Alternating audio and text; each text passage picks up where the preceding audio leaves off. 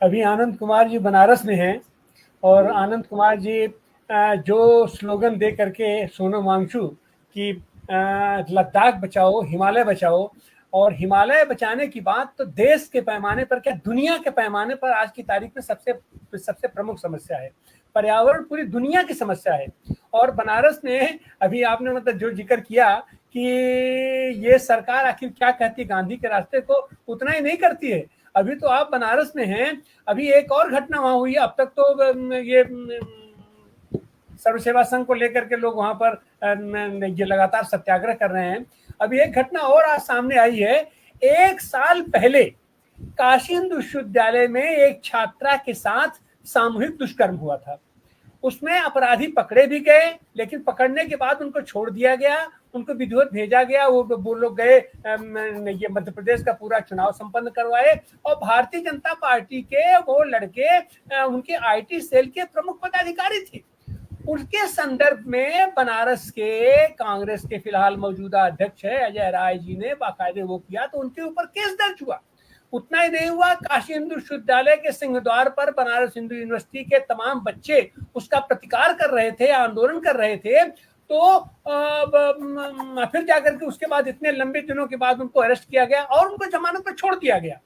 अभी आज पता चला है कि 330 दिन के बाद उन बच्चों में से 13 बच्चों को सस्पेंड कर दिया गया उनके उस अपराध में।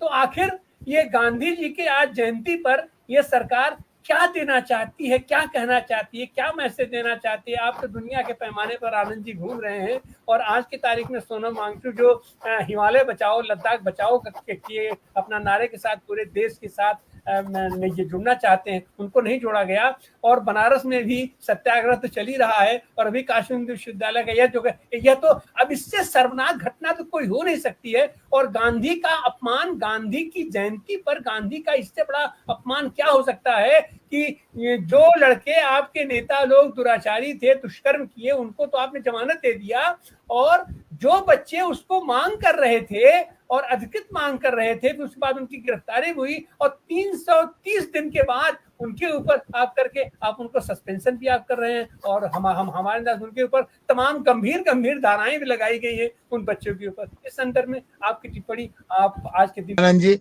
सबसे पहले तो मैं समाजवादी नेता भाई डॉक्टर सुनीलम जी, मेधा पाटकर जी और अन्य मित्रों को बधाई देता हूं कि पिछले 50 दिन से पैदल चल के भारत की राजधानी में आने की कोशिश करने वाले सोनम वांगचू को, उनके 150 लद्दाखी भाई बहनों को उन्होंने अकेला नहीं छोड़ा।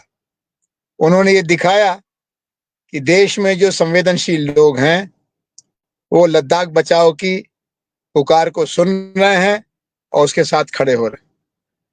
दूसरे, ये और साफ हुआ कि नई सरकार बनने के बावजूद अभी अकड़ बाकी है, ऐंठ बाकी है, कोई आत्म समीक्षा नहीं की गई है। और ये जो हुकूमत के लोग हैं वो दिल्ली को भारत की राजधानी नहीं मान करके राजा का किला समझते हैं, जिसमें अंदर आने के लिए राजा की इजाजत चाहिए। और जो इजाजत नहीं लेता या नहीं लेती, वो गांधी समाधि जी क्यों नहीं जाना चाहें, उनको हम अंदर नहीं आने देंगे। 1 साल इन्होंने किसानों के साथ अपना शक्ति परीक्षण किया और अब वो एक अभ्यास बना रहे हैं। और ये बहुत निराशा की बात है कि लोकतांत्रिक संविधान वाले देश का सर्वोच्च नेतृत्व लोकतांत्रिक संवाद में भरोसा नहीं रखता। श्री सोनम वांगचुक ने जो मांगा है वो सरकार ने पहले से वादा कर रखा है। सोनम वांगचुक की जो चिंता है पर्यावरण के संरक्षण की, ये पूरी दुनिया की चिंता है। और जैसा आपने याद कराया, हिमालय बचाओ की पुकार इस देश के गांव गांव से उठी है और उसका एक 60 साल का इतिहास है। दूसरी तरफ जो भाई आनंद प्रकाश तिवारी जी ने बनारस विश्वविद्यालय के दुर्भाग्यपूर्ण घटना चक्र का जिक्र किया, अगर बलात्कारियों को सजा देने की मांग विश्वविद्यालय से निष्कासन है, विश्वविद्यालय से निलंबन है, तो इससे बड़ा कोई सबूत नहीं होगा कि ये दुर्योधन का राज चल रहा है, कंस का राज चल रहा है, रावण का राज चल रहा है, अनैतिकता का राज चल रहा है। मैं आज जैसा आपने जिक्र किया, सर्व सेवा संघ बचाओ आंदोलन के अभियान के अंतर्गत राजघाट का जो समूल नाश करने का प्रयास किया इस सरकार ने, उसी के प्रतिकार में शामिल होने के लिए आया था। और बड़ी खुशी की बात हुई कि जो सर्वोदय जगत पत्रिका यहाँ से निकलती थी, उसका एक नया संस्करण आज से शुरू हो गया और दर्जनों महत्वपूर्ण साथी देश के अलग अलग हिस्सों से यहाँ पहुंचे थे। साथियों, इस समय गांधी के रास्ते की तरफ दुनिया भर में न्याय की तलाश में लगे लोग मुड़ रहे हैं। और ये गांधी का रास्ता नहीं है, ये तो बुद्ध का रास्ता है, महावीर का है, ईसा का है, मोहम्मद का है, नानक का है और गांधी का भी है।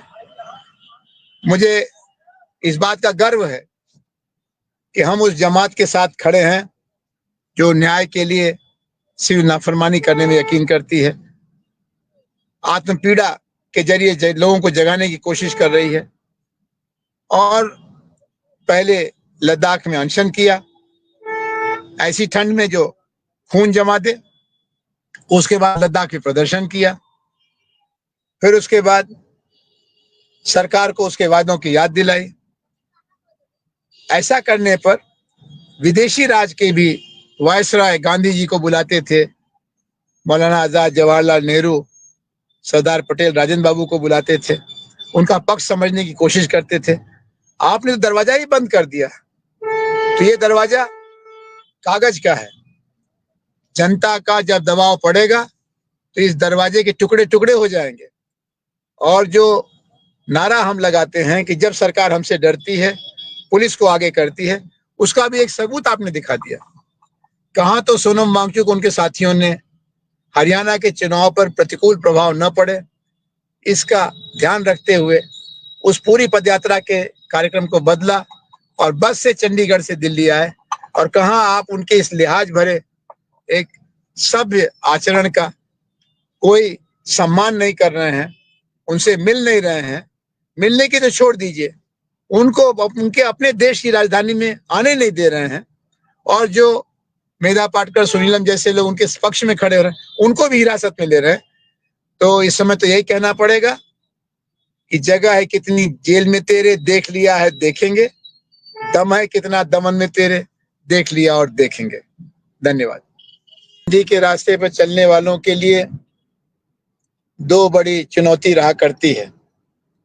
एक तो सत्ता में जो लोग होते हैं उनका अहंकार, उससे पार कैसे निकला जाए। और दूसरा जो समाज में उदासीनता होती है, उस उदासीनता के विषम चक्र को कैसे तोड़ा जाए। तो अब सोनम वांगचुक ने लद्दाख के दायरे में जितना कर सकते थे कर लिया है। ज्ञापन दिया, अनशन किया, जन सहयोग से अपनी तरफ से प्रतिकार किया और अब पदयात्रा की। ये यात्रा गांधी के दांडी यात्रा से किसी मायने में कम नहीं है।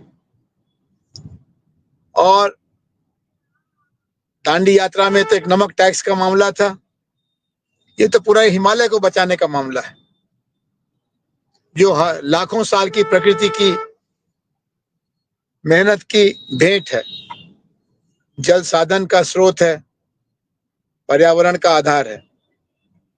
तो अब तो सोनम वांगचुक जी को, और सोनम वांगचुक जी तो उनके तो दोनों हाथ भरे हुए हैं, काम बहुत ज्यादा है। हमारी आपकी जिम्मेदारी बनती है कि हम लद्दाख बचाओ, हिमालय बचाओ के लिए पूरे पहले देश को इकट्ठा करें और उसके बाद फिर दुनिया तक अपनी आवाज पहुंचाएं। इस सरकार को यह महसूस करना चाहिए कि दुनिया का हिस्सा है हिमालय, भारत का भी हिस्सा है। और अगर उनके अंदर देशभक्ति की भावना कमजोर होती तो सोनम वांगचुक ने दुनिया में प्रदर्शन किया होता, दुनिया में यात्रा की होती है, संयुक्त राष्ट्र संघ के मुख्यालय पर गए होते और कोई रोक नहीं पाता। लेकिन उन्होंने इसको घर की बात समझा और ये आशा की कि संवाद स्थापित होगा।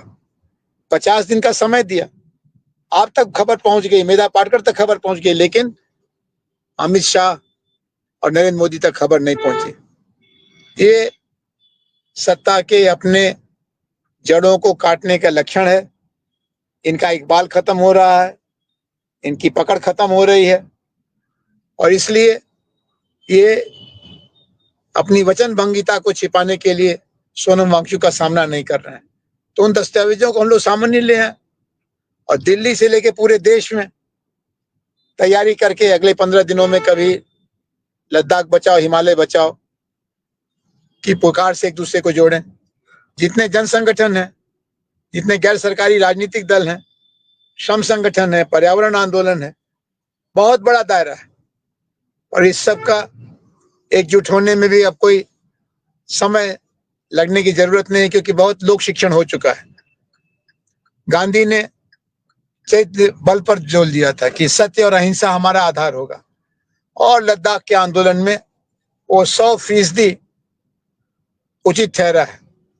सरकार की तरफ से भी सोनम वांगचुक के खिलाफ, लद्दाख आंदोलन के खिलाफ कोई ऐसी आरोप माला नहीं है कि विदेशी ताकतों के इशारे पर हो रहा है, बल्कि सोनम वांगचुक तो कह ही रहे हैं कि चीन ने लद्दाख का 4000 वर्ग किलोमीटर इलाका ले लिया है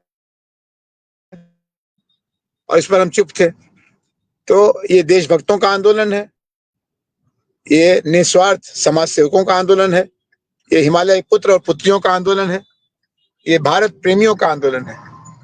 अब इसमें हमको जुड़ना होगा और आने वाले कुछ समय में भारत के कोने कोने से एक ही आवाज आनी चाहिए, लद्दाख बचाओ हिमालय बचाओ। हम सोनम वांगचुक के साथ हैं, हम लद्दाख के साथ हैं। धन्यवाद।